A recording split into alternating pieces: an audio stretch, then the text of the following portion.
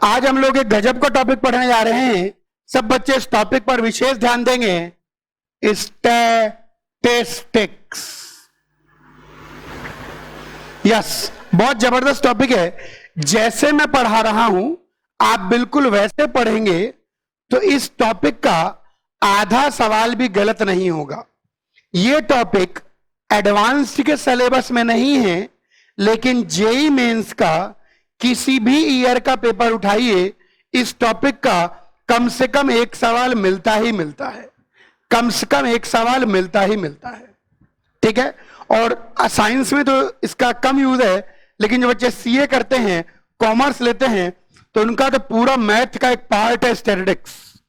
जैसे अलजेब्रा एक पार्ट है, वैसे वेक्टर 3D एक पार्ट है, कैलकुलस एक पार्ट है, वैसे मैथ्स का एक बहुत बड़ा पार्ट है स्टैटिस्टिक्स। और स्टैटिस्टिक्स के अंदर आते हैं परमुटेशन, कॉम्बिनेशन, प्रोबेबिलिटी।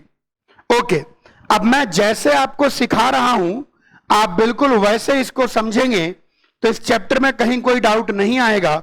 बस मैं चाहता हूं कि मैं जो बोर्ड पर लिखूं और मैं जो बोलूं बस वही देखें, वही सुने।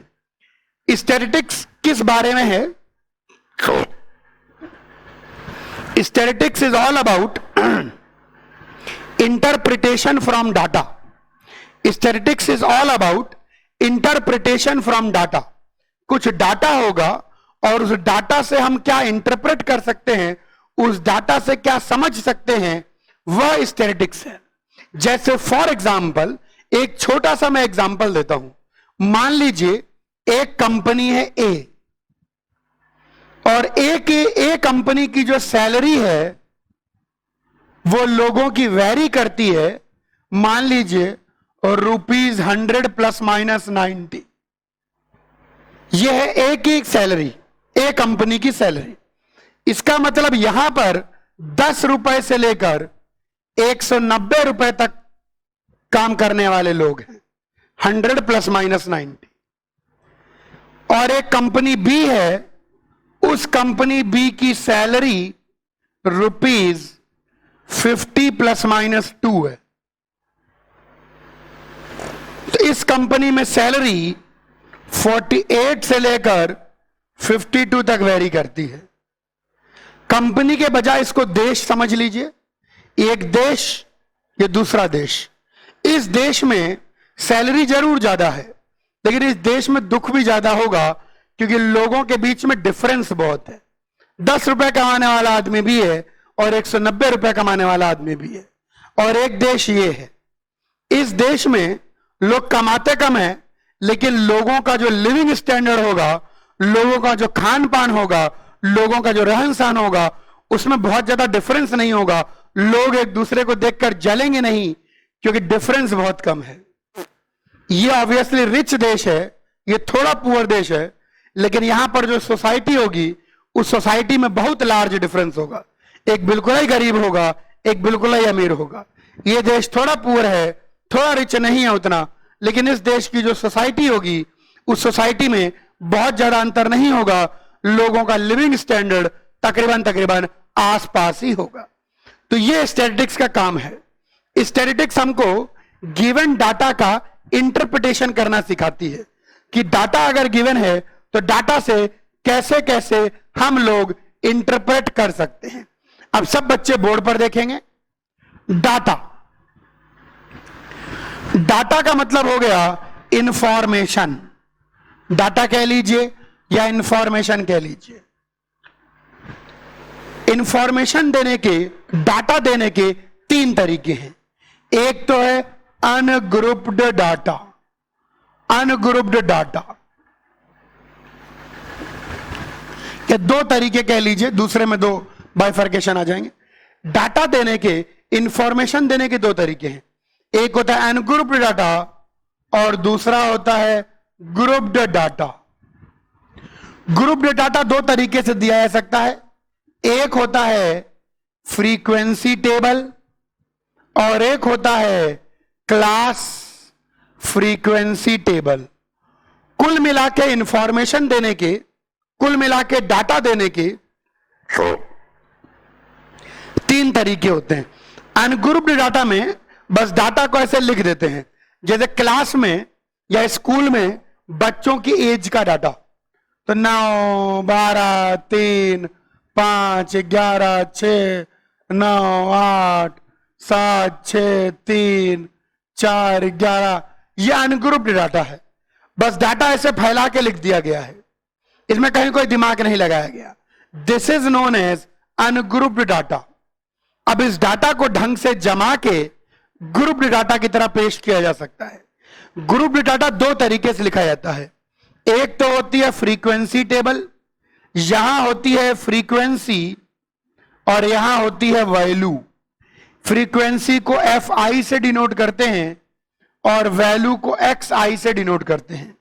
जैसे फ्रीक्वेंसी 1 7, 2 8, 3 मान लीजिए 11 या तो 12, यानी 7 साल के एक बच्चा है, 8 साल का 2 बच्चा है, 11 साल के 3 बच्चे हैं, 12 साल के 2 बच्चे हैं। तो हमने ढंग से डाटा को जमा दिया, इसको कहते हैं ग्रुप्ड डाटा। यहां पर हम वैल्यू मतलब एज लिख रहे हैं, या फ्रीक्वेंसी मतलब कितने बच्चों की लिख रहे हैं। वैल्यू मतलब एज लिख रहे हैं और फ्रीक्वेंसी मतलब कितने बच्चों की। तो 7 साल के एक बच्चे हैं, डाटा को जमा दिया गया है तो डाटा की रीडेबिलिटी बढ़ जाती है। और एक और आखिरी डाटा देने का तरीका है class frequency table. Class frequency table में यहां पर क्लास आ जाती है, यहां आता है क्लास इंटरवल और यहां पर आती है फ्रीक्वेंसी। जैसे 0 से 5, 5 से 10, 10 से 15, 15 से 20। 0 से 5, 5 से 10, इसका मतलब है 0 से 5 साल के 2 बच्चे हैं, 5 से 10 साल के 3 बच्चे हैं, 10 से 15 साल के 2 बच्चे हैं, 15 से 20 साल के बीच में एक बच्चा है। डाटा देने का या इंफॉर्मेशन देने के 3 अलग अलग तरीके होंगे। बेसिकली 2 मेजर तरीके होते हैं, या तो अनग्रुप्ड डाटा या ग्रुप्ड डाटा। अनग्रुप्ड डाटा में इंफॉर्मेशन ऐसे फैला के लिख दी जाती है। जैसे अपन एग्जांपल लें, एक स्कूल में बच्चों की एजेस, तो एक स्कूल है उसने बच्चों की एज ऐसे लिख के दे दी, जमा ले भैया तू जमाता रहे। एक स्कूल ने थोड़ा सिस्टमेटिक दी कि भैया 7 साल का एक बच्चा, 8 साल के 2 बच्चे, 11 साल के 3 बच्चे, 12 साल के 2 बच्चे। फ्रीक्वेंसी का मतलब है नंबर ऑफ ऑकरेंस, कितनी बार वो ऑकर कर रहा है। और यह क्लास फ्रीक्वेंसी टेबल, 0 से 5 साल के 2 बच्चे, 5-10 साल के 3 बच्चे, 10 से 15 साल के 2 बच्चे, 15 से 20 साल का एक बच्चा। ये हो गई क्लास फ्रीक्वेंसी टेबल। तो ये हो गया डाटा देने का, इंफॉर्मेशन देने का तरीका। अब हम आएंगे इस इंफॉर्मेशन के इंटरप्रिटेशन पर। पहले इसको नोट करें कि इंफॉर्मेशन देने के कितने तरीके हैं, कॉपी करिए। अब हमने डाटा समझ लिया, अब सब बच्चे ध्यान देखेंगे। डाटा, डाटा का मतलब और कुछ नहीं, इंफॉर्मेशन है। अब सुने, अब हम बात करेंगे डाटा के इंटरप्रिटेशन पर। डाटा को 2 तरीके से, इंफॉर्मेशन को 2 तरीके से इंटरप्रेट किया जाता है। एक तो होता है मेजर ऑफ सेंट्रल टेंडेंसी और दूसरा होता है डिस्पर्जन। दोनों में समझे। सेंट्रल टेंडेंसी का मतलब होता है एक ऐसी वैल्यू जिसके अबाउट डाटा बिखरा हुआ है, एक ऐसी वैल्यू जिसके अबाउट डाटा बिखरा हुआ है। सेंट्रल टेंडेंसी का मतलब है a mean value about which data is distributed,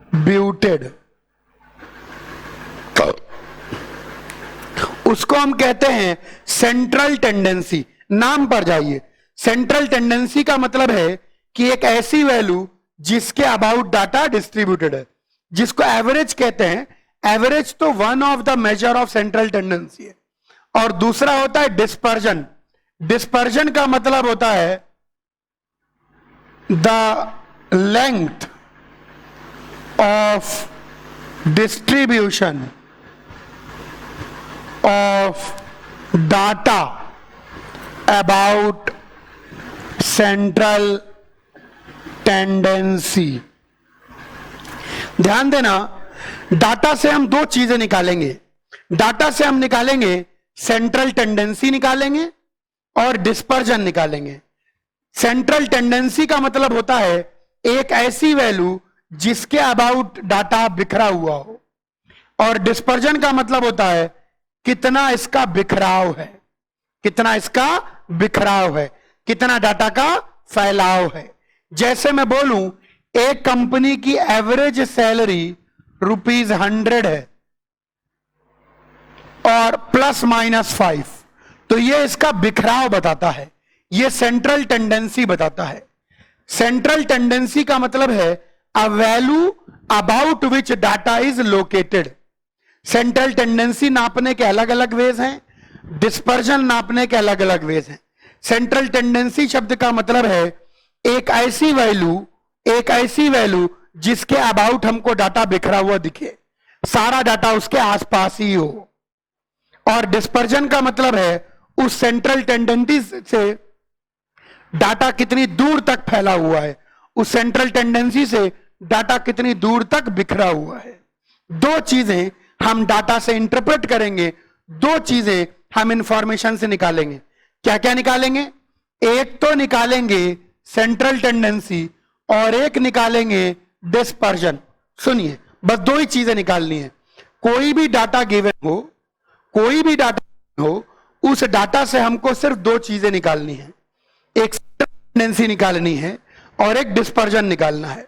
central tendency का मतलब है एक ऐसी वैल्यू, एक ऐसी मीन वैल्यू, एवरेज जैसी वैल्यू, एवरेज नहीं एवरेज जैसी वैल्यू जिसके अबाउट डाटा बिखरा हुआ है, वो कहलाती है सेंट्रल टेंडेंसी, जिसके अबाउट डाटा है। दूसरा डिस्पर्जन। डिस्पर्जन हमको बताता है कि सेंट्रल टेंडेंसी से कितनी दूरी तक बिखराव है, कितनी दूरी तक बिखराव है। जैसे एवरेज सैलरी ₹100 है और बिखराव +-5 है, इसका मतलब लोगों को कहां से कहां तक सैलरी मिलेगी? 95 से लेकर 105 तक। और एक दूसरी कंपनी है जिसकी एवरेज सैलरी ₹100 है लेकिन उसका बिखराव +-2 है, तो लोगों को कहां से कहां तक सैलरी मिलेगी? 98 से 102 तक।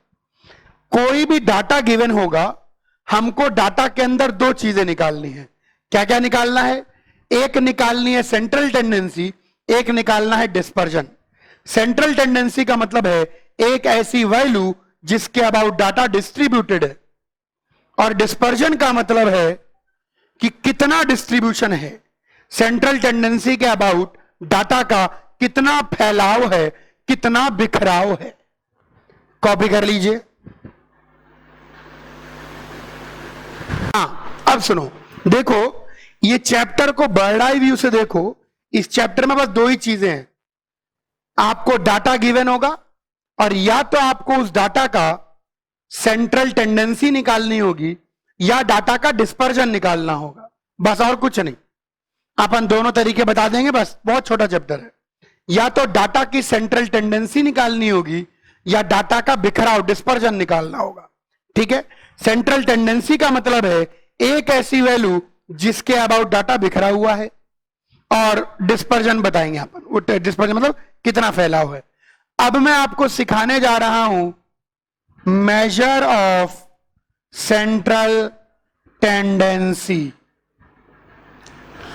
अब मैं आपको सेंट्रल टेंडेंसी नापने का तरीका बताने जा रहा हूं। सेंट्रल टेंडेंसी नापने के बहुत सारे तरीके हैं।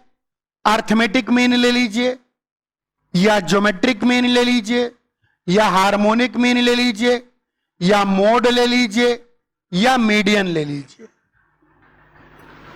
आइए, arithmetic mean, geometric mean, harmonic mean, mode या मीडियन, ये जो है ये सारी की सारी चीजें सेंट्रल टेंडेंसी का मेजर करती हैं। अर्थमेटिक मीन निकालना बहुत आसान है। अर्थमेटिक मीन अपन नंबर्स का निकाल लेते हैं। आइए देखो, सेंट्रल टेंडेंसी नापने के ये सारे तरीके हैं। सेंट्रल टेंडेंसी नापने के ये सारे तरीके हैं। आइए पहले आपको एक बेसिक लॉजिक दे देता हूं हर एक का, फिर हम लोग क्वेश्चन लेंगे। देखो, इस चैप्टर के अंदर सिर्फ दो ही चीजें करनी है। आपको डाटा गिवन है, आपको इंफॉर्मेशन गिवन होगी और आपको उस इंफॉर्मेशन का या तो सेंट्रल टेंडेंसी निकालना होगा या डिस्पर्जन निकालना होगा। सेंट्रल टेंडेंसी निकालने का मतलब है कि आपको एक ऐसी वैल्यू निकालनी होगी जिसके अबाउट डाटा लोकेटेड है, और डिस्पर्जन निकालने का मतलब है कि सेंट्रल टेंडेंसी से कितना फैलाव है, कितनी दूर तक डाटा का बिखराव है। डिस्पर्जन का मतलब है बिखराव का मेजरमेंट, और सेंट्रल टेंडेंसी का मतलब है एक सेंट्रल वैल्यू का मेजरमेंट जिसके अबाउट डाटा लोकेटेड है। ये तो हो गई मतलब। अब सेंट्रल टेंडेंसी नापने के, एक सेंट्रल वैल्यू नापने के 5 तरीके हैं। अर्थमेटिक मीन ले लीजिए, ज्योमेट्रिक मीन ले लीजिए, हार्मोनिक मीन ले लीजिए, मोड ले लीजिए, मीडियन ले लीजिए। ये सभी हमको सेंट्रल टेंडेंसी का मेजर देती हैं। अलग अलग वैल्यू आएगी। कभी कुछ लोग एम यूज करते हैं अर्थमेटिक मीन। अर्थमेटिक मीन को केवल मीन भी कहा जाता है या इसी चीज को एवरेज भी कहा जाता है। Geometric mean, harmonic mean, mode या मीडियन, ये सारे तरीके। आइए एक एक करके पहले मैं हल्का हल्का समझा दूं और फिर जो है हम क्वेश्चन पर आएंगे। अर्थमेटिक मीन को मीन या एवरेज भी कहा जाता है। तो अर्थमेटिक मीन निकालना हमारे लिए कोई बहुत बड़ी बात नहीं है। अर्थमेटिक मीन कितना हो जाएगा? सारी डाटा का सम, ये तो हम बचपन से करते चले आए हैं, डिवाइड बाय टोटल डाटा, ये होता है अर्थमेटिक मीन। सारी डाटा का सम x1 plus x2 plus x3 plus xn, simple, कोई खास बात नहीं। ज्योमेट्रिक मीन, आइए ज्योमेट्रिक मीन समझाऊं। ज्योमेट्रिक मीन का मतलब क्या होता है? सारी डाटा का product x1 into x3 into xn और इसका nth रूट। यहां n चीजों का प्रोडक्ट लिया है तो इसका nth रूट, ये होता है ज्योमेट्रिक मीन। पहले बेसिक डेफिनेशन समझ लें, फिर डाटा में कैसे लगाना है वो हम समझा देंगे, वो कोई बहुत बड़ी बात नहीं है। फिर आता है harmonic mean, HM। Harmonic mean कुछ नहीं होता, n times 1 by x1 plus 1 by x2 plus 1 by x3 plus 1 by xn, ये होता है हार्मोनिक मीन। अगर n नंबर्स गिवन है, अगर n वैल्यूज गिवन है, तो ये निकल गया n वैल्यूज का अर्थमेटिक मीन, ये निकल गया n वैल्यूज का ज्योमेट्रिक मीन, और ये निकल गया n वैल्यूज का हार्मोनिक मीन। आइए मोड को समझ लीजिए। मोड मतलब होता है value with maximum occurrence. Occurrence का मतलब फ्रीक्वेंसी।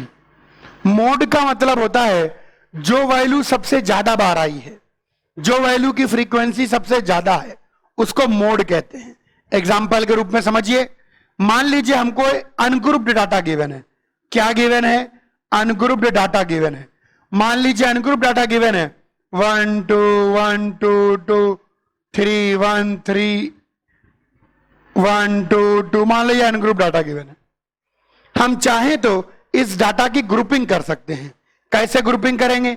इधर लिख देते हैं वैल्यू यानी x और इधर लिख देते हैं फ्रीक्वेंसी यानी f। तो वैल्यू तो केवल 1 2 3 दिख रही है, लेकिन 1 कितनी बार आया? 1 बार, 2 बार, 3 बार, 4 बार, तो 1 की फ्रीक्वेंसी 4 हो गई।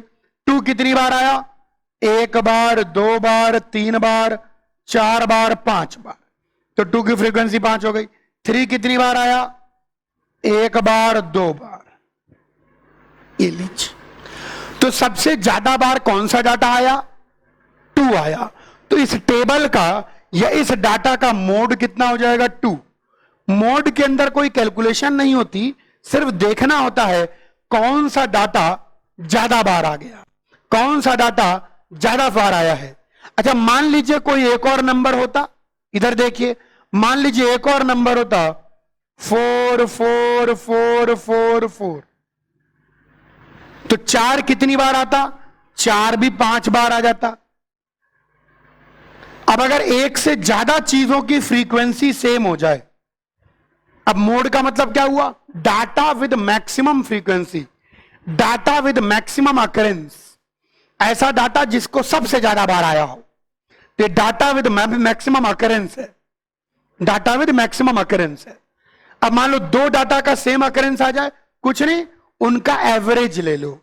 अब जो नई टेबल बनी इसका मोड आ जाएगा डाटा का एवरेज 2 + 4/2 विच इज 3। अगर एक डाटा की मैक्सिमम फ्रीक्वेंसी है तो वो डाटा मोड हो गया, लेकिन अगर एक से ज्यादा डाटा की फ्रीक्वेंसी सेम हो गई तो करना कुछ नहीं है, उन सारे डाटाओं का, उन सारी वैल्यूज का एवरेज ले लेंगे। ठीक है, तो मैं अच्छा, अब आप अगर चाहो, वैसे चाहना मत, बहुत लंबा पड़ जाएगा, आप चाहो तो इस डाटा का अर्थमेटिक मीन निकाल सकते हो। कैसे? सबका सम divided by number of values. आप चाहो तो इस डाटा का ज्योमेट्रिक मीन निकाल सकते हो, सबका सबका प्रोडक्ट डिवाइड बाय 1 की पावर n। आप चाहो तो इस डाटा का हार्मोनिक मीन निकाल सकते हो, आप चाहो तो इस डाटा का मोड निकाल सकते हो। मीडियन का मतलब होता है, मीडियन का कुछ मतलब नहीं होता, मीडियन का मतलब समझिए कि अरेंज डाटा इन इंक्रीजिंग और डिक्रीजिंग ऑर्डर। डाटा को इंक्रीजिंग या डिक्रीजिंग ऑर्डर में जमा दीजिए and the middle most value is called median. अभी हम सिर्फ इनका मीनिंग समझ रहे हैं, अभी हम क्वेश्चन करेंगे। सेंट्रल टेंडेंसी नापने के ये 5 तरीके हैं। डाटा का अर्थमेटिक मीन एक सेंट्रल टेंडेंसी दे देगा, डाटा का ज्योमेट्रिक मीन एक और सेंट्रल टेंडेंसी दे देगा। अलग अलग सिचुएशन में अलग अलग सेंट्रल टेंडेंसी यूज की जाती है। Harmonic mean, mode, median. Median का मतलब होता है कि पूरे डाटा को इंक्रीजिंग या डिक्रीजिंग ऑर्डर में जमा दीजिए और जो मिडिल वैल्यू आएगी वो मीडियन कहलाएगी।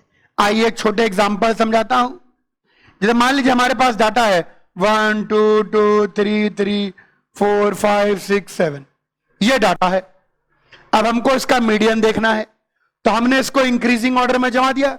चाहे इंक्रीजिंग में जमाए चाहे डिक्रीजिंग में जमाए, मिडिल वैल्यू सेम ही आनी है। तो कितनी वैल्यूज हैं? 1 2 3 4 5 6 7 8 9, 9 वैल्यूज हैं। तो मिडिल वैल्यू ये हो गई, 4 इधर छोड़ दिया, 4 इधर छोड़ दिया, तो इस टेबल का मीडियन 3 हो गया। अच्छा, मान लीजिए हमारे पास और कोई डाटा है, 1 2 4 6 8 8, इसका मीडियन निकालना है। अब की बार अगर मिडिल देखेंगे तो 2 मिडिल आ रहे हैं, तो टेंशन नहीं, अगर 2 मिडिल टर्म आए तो मीडियन हो जाएगा उन दोनों का एवरेज, हो गया मीडियन।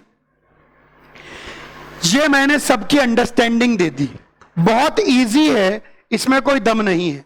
सेंट्रल टेंडेंसी शब्द का मतलब है एक ऐसी सेंट्रल वैल्यू जिसके अबाउट पूरा डाटा बिखरा हुआ है, एक ऐसी वैल्यू जिसको देख के लगता है कि हां इसके अबाउट पूरा डाटा है। सेंट्रल टेंडेंसी नापने के 5 अलग अलग तरीके हैं। Arithmetic mean, geometric mean, harmonic mean, mode या मीडियन। अर्थमेटिक मीन का मतलब sum divide by total, geometric mean का मतलब प्रोडक्ट की पावर 1/n, हार्मोनिक मीन का मतलब n/, रेसिप्रोकल का सम। मोड का मतलब होता है वो वैल्यू, इसके अंदर कोई कैलकुलेशन नहीं करनी होती, AM GM HM में तो कैलकुलेशन करनी होती है, मोड और मीडियन में कैलकुलेशन नहीं करनी होती, ये बिना कैलकुलेशन के आ जाते हैं। तो mode value with maximum occurrence, जिसकी फ्रीक्वेंसी मैक्सिमम हो, जो सबसे ज्यादा बार आया हो, वो मोड कहलाता है। अगर एक से ज्यादा चीजें सेम नंबर बार आ जाएं तो उनका एवरेज ले लें, कुछ नहीं करना है। मीडियन का मतलब होता है कि डाटा को इंक्रीजिंग या डिक्रीजिंग ऑर्डर में जमा दें और जो मिडिल मोस्ट वैल्यू है वो मीडियन कहलाती है। अगर ऑड नंबर ऑफ टर्म्स है तो एक मीडियन आएगा, मतलब एक सेंट्रल वैल्यू आएगी। अगर इवन नंबर ऑफ टर्म्स है तो 2 मिडिल टर्म आएंगे, घबराएं नहीं, दोनों का एवरेज ले लें। ठीक है, ये हो गया सेंट्रल टेंडेंसी को नापने के तरीके। अब डाटा आपको अलग अलग प्रकार से दिया जा सकता है, डाटा आपको अनग्रुप्ड दिया जा सकता है, डाटा आपको फ्रीक्वेंसी टेबल दी जा सकती है या क्लास फ्रीक्वेंसी टेबल दी जा सकती है। आइए हर केस में मैं समझाऊं कि ये कैसे निकलेंगे। यही 5 हैं, अभी हमने इन 5 की फंडामेंटल अंडरस्टैंडिंग डेवलप कर ली है। अब हम उस अंडरस्टैंडिंग को लगाएंगे अनग्रुप्ड डाटा पर और ग्रुप्ड डाटा पर कैलकुलेशन के लिए। बहुत छोटा चैप्टर है, दो ही चीजें डाटा से निकालनी है, central tendency and dispersion. Copy करो पहले। एक इंपॉर्टेंट बात सब बच्चे याद रखेंगे कि अगर केवल मीन शब्द इस्तेमाल किया गया हो या केवल एवरेज शब्द इस्तेमाल किया गया हो, इसका मतलब अर्थमेटिक मीन ही होता है। अर्थमेटिक मीन को ही मीन या एवरेज भी कहते हैं। इसके अंदर एक बात और बच्चे पूछते हैं कि अगर सेंट्रल टेंडेंसी निकालने को कही जाएगी तो कौन सी निकालेंगे? अरे वो बोलेगा, 5 मेजर हो है तो बताएगा कि अर्थमेटिक मीन निकालो, ज्योमेट्रिक मीन निकालो, या हार्मोनिक मीन निकालो, या मोड निकालो, या मीडियन निकालो। वो बोलेगा, केवल ऐसा नहीं बोलेगा कि फाइंड द सेंट्रल टेंडेंसी। ऐसा क्यों नहीं बोलेगा? क्योंकि सेंट्रल टेंडेंसी को नापने के 5 अलग अलग तरीके हैं। अर्थमेटिक मीन भी एक प्रकार की सेंट्रल टेंडेंसी है, ज्योमेट्रिक मीन भी एक प्रकार की सेंट्रल टेंडेंसी है, हार्मोनिक मीन भी एक प्रकार की सेंट्रल टेंडेंसी है, मोड भी एक प्रकार की सेंट्रल टेंडेंसी है, और मीडियन भी एक प्रकार की सेंट्रल टेंडेंसी है। तो आपको बताया जाएगा कि कौन सी सेंट्रल टेंडेंसी बतानी है। You will be told. Copy कर लीजिए। अब हमने सेंट्रल टेंडेंसी को समझ लिया है, तो अब आइए अलग अलग परिस्थितियों में सेंट्रल टेंडेंसी निकालना सिखा दूं। वैसे है बहुत इजी, लेकिन फिर भी एक बार बताना फर्ज है। बहुत इजी है, डेफिनेशन से और कॉमन सेंस से बच्चा कर सकता है।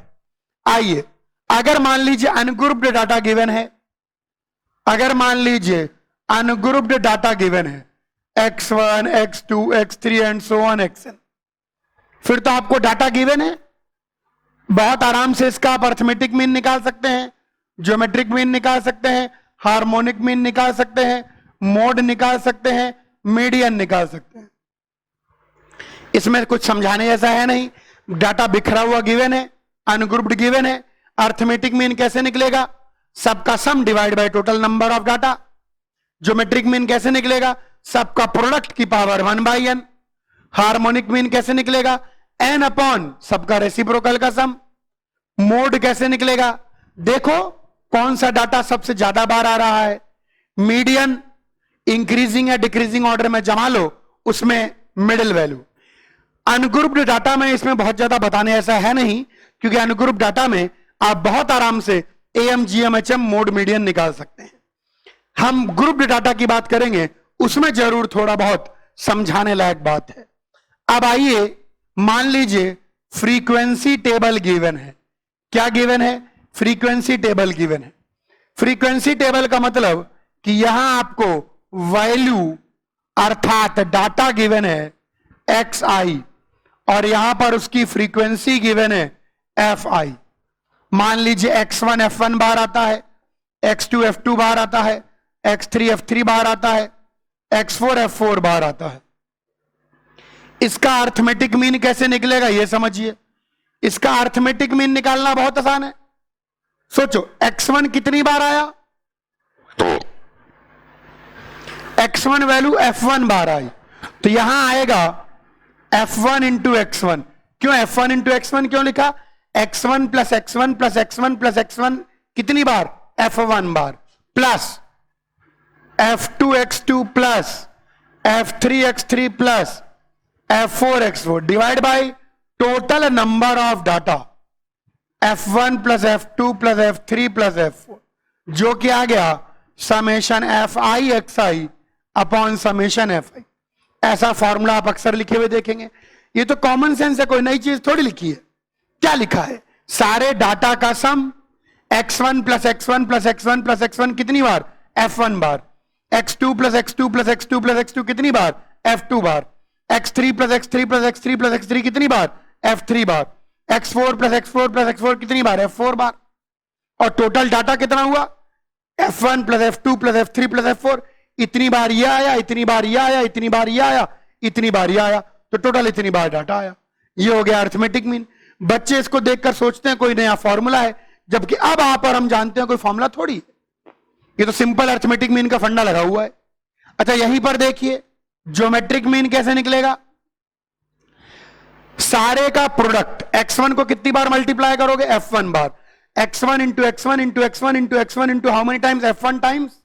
तो यहां आ जाएगा x1 की power f1 into x2 into x2 into x2 into x2 कितनी बार f2 बार, तो x2 की power f2 into x3 into x3 into x3 कितनी बार, हाँ x3 की पावर f3 इंटू x4 की पावर f4 होल की power 1 upon f1 plus f2 plus f3 plus f4। ये हो गया ज्योमेट्रिक मीन। बच्चों को लगता है कोई नया फॉर्मूला, कोई नया फॉर्मूला नहीं। ज्योमेट्रिक मीन कैसे मिलता है, सारी चीजों का प्रोडक्ट की पावर 1 अपॉन नंबर ऑफ चीजें। आइए यहीं पर निकालें हार्मोनिक मीन। अब हार्मोनिक मीन में n आता है ऊपर, n यानी f1 plus f2 plus f3 plus f4। अभी अपन सवाल लगाएंगे इस पर बेस्ड। ये आ गया n, नीचे क्या आता है 1 upon x1 plus 1 upon x2 plus 1 upon x3। तो 1 अपॉन x1 कितनी बार आएगा, f1 बार। तो 1 by x1 plus 1 by x1 plus 1 by x1 plus 1 by x1 plus 1 by x1 how many times, f1 times. तो ये आ जाएगा f1 upon x1 plus 1 by x2 plus 1 by x2 plus 1 by x2 plus 1 by x2 कितनी बार, f2 बार। तो f2 upon x2 plus f3 upon x3 plus f4 upon x4। इसीलिए मैंने पहले आपको logical understanding बताई, क्योंकि अगर आप लॉजिक समझ गए तो ये कोई बताने की भी जरूरत नहीं पड़ती है। लेकिन फिर भी एक बार समझ लें, कॉपी करें तो मोड और मीडियन बता दें, बहुत ही आसानी से कॉपी कर लीजिए। एक बार फंडामेंटली समझें, अर्थमेटिक मीन का मतलब होता है sum of all values divided by total number of values, ये होता है अर्थमेटिक। आइए इस टेबल को समझें। x1 कितनी बार आया, f1 बार आया। x2 कितनी बार आया, f2 बार आया। x3 कितनी बार आया, f3 बार आया। यह फ्रीक्वेंसी टेबल है। यहां डाटा को जमा दिया गया है कि यह जो वैल्यू है यह f1 टाइम्स होकर करती है, यह जो वैल्यू है वह f2 टाइम्स होकर करती है, और यह जो वैल्यू है वह f3 टाइम्स होकर करती है, और यह जो वैल्यू है वह f4 टाइम्स होकर करती है। तो चलिए बात करते हैं। तो यहां आएगा x1 plus x1 plus x1 plus x1 कितनी बार, f1 टाइम्स, क्योंकि अपन को सारी वैल्यूज का सम चाहिए। फिर x2 को देखें तो x2 plus x2 plus x2 करते करते कितनी बार, f2 टाइम्स, प्लस फिर x3 plus x3 plus x3 कितनी बार, f3 times, plus x4 plus x4 plus x4 कितनी बार, f4 times, divided by total number of value. ये डाटा f1 बार आया, ये data f2 बार आया, ये डाटा f3 बार आया, ये डाटा f4 बार आया। टोटल कितना डाटा आया, f1 plus f2 plus f3 plus f4। अब x1 प्लस x1 अगर f1 बार जोड़ेंगे तो x1 f1 बन जाएगा, plus x2 plus x2 plus x2 अगर f2 बार जोड़ेंगे तो x2 f2 बन जाएगा। x3 प्लस x3 अगर f3 बार जोड़ेंगे तो x3 f3 बन जाएगा, और x4 प्लस x4 प्लस अगर f4 बार जोड़ेंगे तो x4 f4 बन जाएगा अपॉन टोटल। इसी चीज को हम लोग समेशन से लिख सकते हैं। ऊपर क्या दिख रहा है, x1 f1 plus x2 f2 plus x3 x3 plus x4 f4 यानी समेशन xi fi, और नीचे क्या दिख रहा है, f1 plus f2 plus f3 plus f4 यानी समेशन fi। ये हो गया अर्थमेटिक मीन फंडामेंटली, कॉपी कर लीजिए। आइए फंडामेंटली, आइए ज्योमेट्रिक मीन समझें। ज्योमेट्रिक मीन होता क्या है, ज्योमेट्रिक मीन कुछ नहीं होता, ज्योमेट्रिक मीन होता है प्रोडक्ट ऑफ ऑल वैल्यूज की power 1 upon number of values, ये होता है ज्योमेट्रिक मीन, सारी वैल्यूज का प्रोडक्ट। चलिए तो यहां पर हमको x1 into x1 into x1 कितनी बार, f1 बार, तो आएगा x1 into x1 into x1 into x1 how many times, f1 times, into x2 x2 x2 कितनी बार, f2 बार, तो x2 into x2 into x2 कितनी बार, f2 टाइम्स। फिर x3 into x3 into x3 into x3 कितनी बार? f3 बार। तो x3 into x3 ऐसे ऐसे करते करते कितनी बार? f3 टाइम्स इंटू फिर x4 कितनी बार आया? f4 बार। तो x4 into x4 into x4 into x4, तो यहां आ जाएगा x4 इंटू x4 करते करते how many times? f4 times. और इस पूरे की power total number of values, total कितनी वैल्यूज हैं? यहां f1 वैल्यूज हैं, f2 values, f3 values, f4 values. तो यहां आ जाएगा f1 plus f2 plus f3 plus f4। ये आ गया निकल के। अब देखिए ध्यान से, अगर x1 इंटू x1 f1 बार आएगा तो x1 की power f1, x2 into x2 f2 बार आएगा तो x2 की power f2, x3 into x3 f3 बार आएगा तो x3 की power f3, x4 into x4 f4 बार आएगा तो x4 की पावर f4, होल की पावर कितना आ जाएगा? 1 upon f1 plus f2 plus f3 plus f4। इसी चीज को शॉर्ट हैंड नोटेशन में लिख सकते हैं, बड़ा पाई xi की power fi 1 upon summation fi। जैसे समेशन का मतलब एडिशन होता है, वैसे बड़े पाई का मतलब मल्टीप्लीकेशन होता है। तो xi की पावर fi इंटू xi की पावर fi ऐसे, यानी x1 की पावर f1 इंटू x2 की पावर f2 इंटू x3 की पावर f3 इंटू x4 की पावर f4 ऐसे। तो ये आ गया निकल के। और समेशन fi तो समझी गए। कॉपी करिए ज्योमेट्रिक मीन, हार्मोनिक मीन एक बार फंडामेंटली बताऊं। हार्मोनिक मीन का मतलब होता है total number of values divided by sum of reciprocal of all values. यही होता है harmonic mean, total number of value. तो टोटल कितनी वैल्यू आई भाई? f1 plus f2 plus f3 plus f4, total इतनी वैल्यू आ गई। रेसिप्रोकल ऑफ ऑल, तो x1 का रेसिप्रोकल कितनी बार? f1 बार। तो 1 by x1 plus 1 by x1 plus 1 by x1 कितनी बार?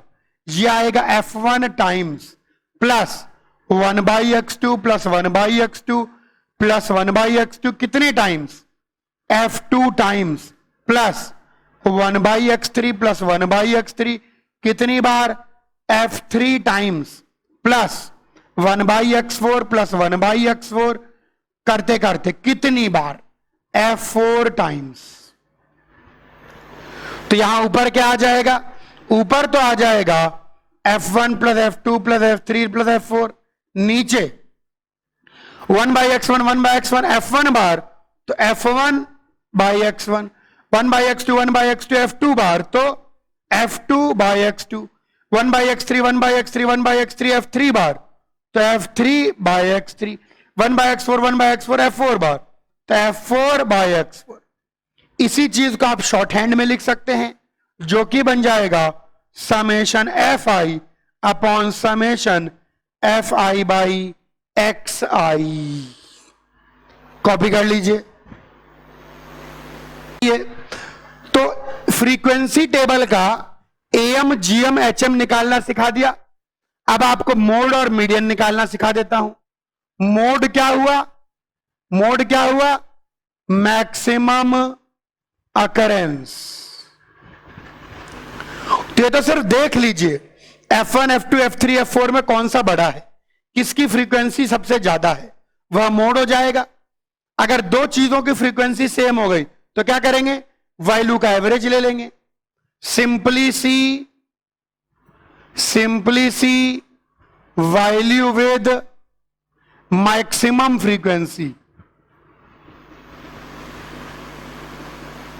सिंपली आप देख लीजिए मैक्सिमम फ्रीक्वेंसी वाली value, simply see value with maximum frequency, it's mode. इसमें एक छोटी सी बात और जोड़ देते हैं, if more than one value has same maximum frequency, simply take their mean. अगर एक से ज्यादा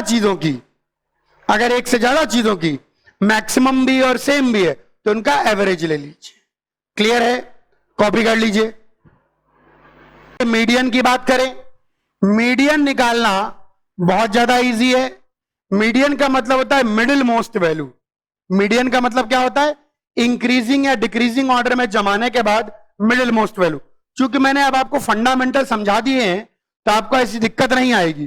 तो मीडियन का मतलब है इंक्रीजिंग या डिक्रीजिंग ऑर्डर में middle most value.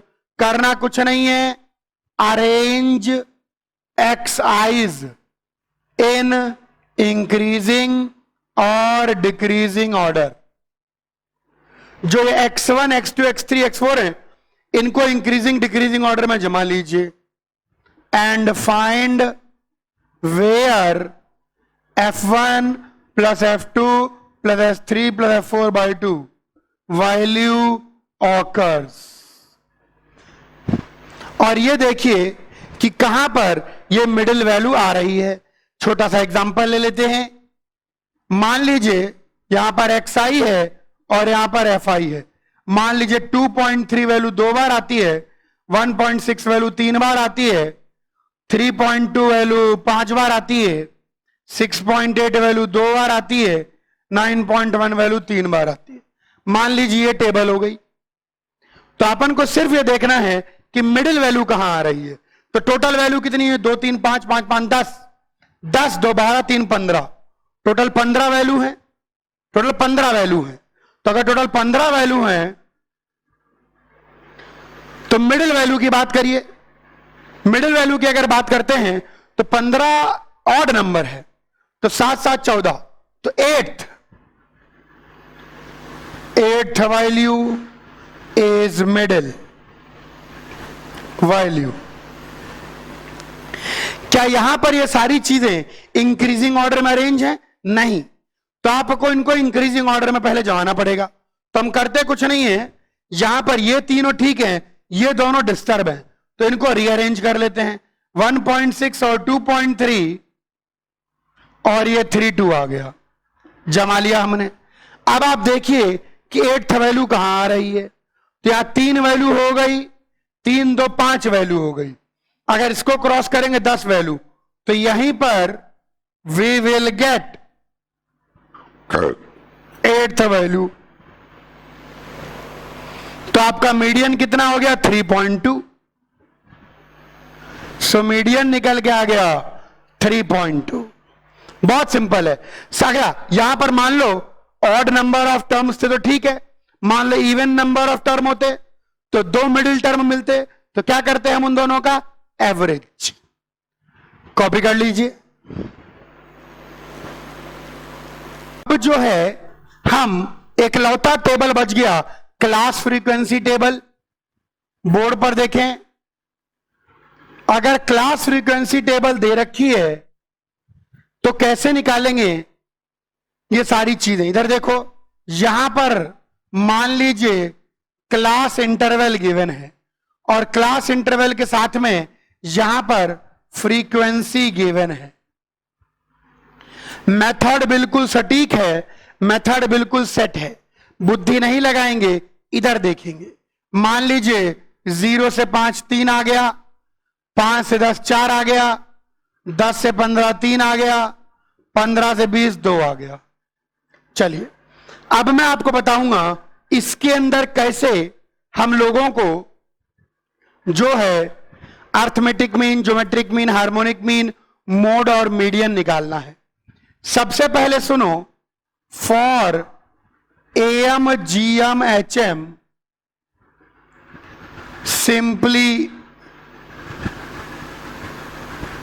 simply use the mid value of class। कुछ नहीं करना है, क्लास की मिड वैल्यू यूज करनी है। क्या यूज करनी है? क्लास की मिड वैल्यू। इधर देखिए, इधर देखिए, इधर देखिए, यहां पर हम लिखेंगे मिड वैल्यू ऑफ क्लास। तो यहां मिड वैल्यू कितनी आ जाएगी? 5 + 0/2। यहां मिड वैल्यू कितनी आ जाएगी? 10 + 5/2। यहां मिड वैल्यू कितनी आ जाएगी? 10 + 15/2। यहां मिड वैल्यू कितनी आ जाएगी 15 प्लस 20/2। जब क्लास गिवन हो यानी क्लास इंटरवल गिवन हो तो करना कुछ नहीं है, मिड वैल्यू यूज करनी है। मिड वैल्यू निकालने के लिए बुद्धि मत लगाइए please. This plus this by 2, and point का सम बाई 2, एंड पॉइंट का सम बाई 2, एंड पॉइंट का सम बाई 2, एंड पॉइंट का सम बाई 2। अब ये आपके एफ आई बन जाएंगे और ये आपके एक्स आई बन जाएंगे। Simply use mid value of class and use previous formulas of frequency table, और जो पिछली बार के फॉर्मूले थे वही यूज कर लेंगे। कौन से? X summation F I x I upon F I and so on. अगर क्लास इंटरवल गिवन होगा तो एएम जीएम एचएम के लिए करना कुछ नहीं है, मिड वैल्यू ऑफ क्लास को यूज करना है। This plus this by 2, this plus this by 2। Mid value कैसे निकालेंगे? एंड पॉइंट का सम बाई 2, एंड पॉइंट का सम बाई 2। अब आपके पुराने जो फ्रीक्वेंसी टेबल के फॉर्मूले थे, अब इसको भूल जाइए, क्लास इंटरवल को भूल जाइए। अब ये और ये लेकर पिछली बार की तरह एएम जीएम एचएम निकाल दीजिए। अब मैं सिखाऊंगा मीडियन और मोड। कॉपी करिए। क्लास फ्रीक्वेंसी टेबल में एएम जीएम एचएम निकालना आ गया। अब मैं मोड और मीडियन बताऊंगा, यह सुनना है। आइए छोटे एग्जांपल लेते हैं। यहां पर हम लोग क्लास इंटरवल ले लेते हैं और यहां पर हम लोग फ्रीक्वेंसी ले लेते हैं। तो यहां पर क्लास इंटरवल मान लीजिए 0 से 5, 5 से 10, 10 से 15, 15 से 23। चलिए ये मैंने ले लिया। अब सबसे पहले मैं आपको इसमें सिखाने जा रहा हूं, सबसे पहले मैं इसमें आपको सिखाने जा रहा हूं मोड। मोड, इसके अंदर मोड निकालने का एक अलग ही तरीका होता है, मतलब, और वो तरीका आपको याद रखना पड़ेगा। और अगर वो तरीका आप याद नहीं रखेंगे तो फिर बात नहीं बनेगी। इस प्रकार की टेबल का जो मोड निकल के आता है, इस प्रकार की टेबल का मोड होता है L plus F M minus FM -1 whole divide by 2 times FM minus F of M -1 F of M +1 into H। यह मोड का फॉर्मूला होता है। एक्चुअली यह आपको याद रखना पड़ेगा। इसमें अंदर क्या होता है? L का मतलब होता है, L का मतलब होता है lower limit of modal class, lower limit of modal class, lower limit of modal class. H का मतलब होता है width of modal class. FM का मतलब होता है frequency of modal class. FM -1 का मतलब होता है frequency of class preceding modal class. And FM +1 का मतलब होता है frequency of class succeeding model class. ये याद रखना पड़ेगा। अब यहां पर एक शब्द आया है मॉडल क्लास, तो यहां पर एक शब्द आया है मॉडल क्लास। तो मॉडल क्लास क्या होती है? तो मॉडल क्लास वो होती है, model class is class with maximum frequency. Model class वो क्लास होगी जिसकी फ्रीक्वेंसी मैक्सिमम होगी। ये फॉर्मूला अगर आपको याद नहीं होगा तो आपको बहुत अच्छा लगेगा। अच्छा इसलिए लगेगा कि आप क्वेश्चन छोड़कर अगले क्वेश्चन पर आ जाइए। अब कुछ नहीं हो सकता, ये फॉर्मूले से ही मोड निकालना है, अपनी बुद्धि नहीं लगानी है, इसीलिए हर चीज को ढंग से बता रहा हूं। ये रहा, सबसे पहले आप मॉडल क्लास ढूंढिए। मॉडल क्लास का मतलब हो गया मैक्सिमम फ्रीक्वेंसी वाली क्लास। तो यहां पर मैक्सिमम फ्रीक्वेंसी वाली क्लास ये हो गई, तो ये हो गई हमारी मॉडल क्लास, ये आ गई मॉडल क्लास। अब एक एक चीज को सिर्फ यहां रख देना है। एल मतलब lower limit of modal class, H मतलब width of modal class. L कितना हो जाएगा 15, एच कितना हो जाएगा 20 माइनस 15। एफ एम क्या हो जाएगा frequency of modal class 5। F M minus 1 क्या हो जाएगा frequency of class preceding modal class, उसके पहले 2। एफ एम प्लस 1 क्या हो जाएगा frequency of class succeeding model class 3। मिल गया मोड, मिल गया मोड। मेथड सेट है, कॉपी कर लीजिए। निकालना सीख लिया, जैसे मोड निकालने का फॉर्मूला है वैसे ही मीडियन निकालने का भी अद्भुत फॉर्मूला है, अद्भुत। सबसे पहले हम find median class, median class निकालेंगे। मीडियन क्लास कुछ भी नहीं है, median class is the class with summation fi by 2th value, जिसमें मिडिल मोस्ट वैल्यू प्रेजेंट है। समेशन fi टोटल वैल्यूज हो गई डिवाइड बाय 2, जिसमें मिडिल मोस्ट वैल्यू प्रेजेंट है वो होगी मीडियन क्लास। जैसे फॉर एग्जांपल यहां पर भी हम क्लास इंटरवल लिखते हैं और यहां पर हम लोग फ्रीक्वेंसी लिखते हैं। यही ले लेते हैं 0 से 5, 5 से 10, 10 से 15, 15 से 20, 20 से 25, 25 से 30। मान लो 2, 3, 4, 5, 6, 7। तो मीडियन क्लास वो होगी जिसमें मिडिल मोस्ट वैल्यू प्रेजेंट होगी। Summation fi by 2, median class निकल ली। मीडियन क्लास निकालने के बाद मीडियन का फॉर्मूला होता है, मीडियन का फॉर्मूला होता है L plus n by 2 minus f upon small f into h। ऐसे बर्बाद किस्म के फॉर्मूले हैं, देख के ही आत्मा प्रसन्न हो जाती है। n का मतलब होता है total frequency summation fi। L का मतलब होता है lower limit of median class. Small f का मतलब होता है frequency of median class. h का मतलब होता है विड्थ ऑफ मीडियन क्लास। और कैपिटल F का मतलब होता है sum of all frequency above median class. Median class के ऊपर जितनी फ्रीक्वेंसी आई सबका सम, बस काम इसमें बन जाएगा।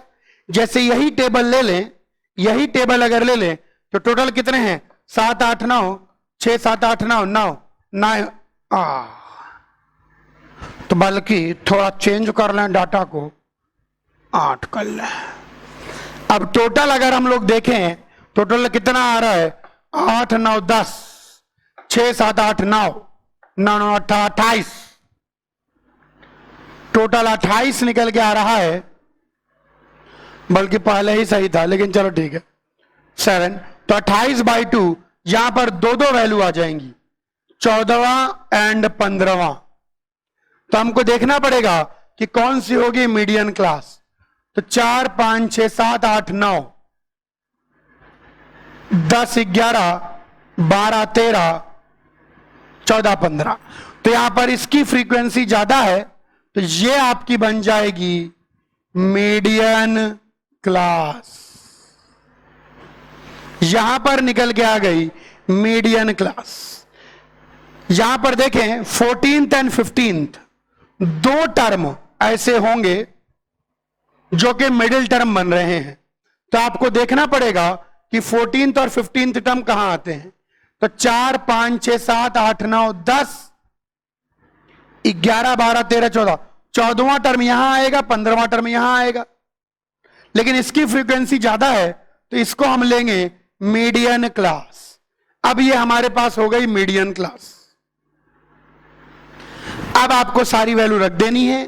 एन का मतलब हो गया टोटल फ्रीक्वेंसी, एल का मतलब हो गया lower limit of median class, F का मतलब frequency of median class, H का मतलब width of median class, F का मतलब उसके ऊपर की सारी फ्रीक्वेंसीज का सम। वैल्यू पुट करना है, आंसर आ जाएगा। कॉपी कर लीजिए।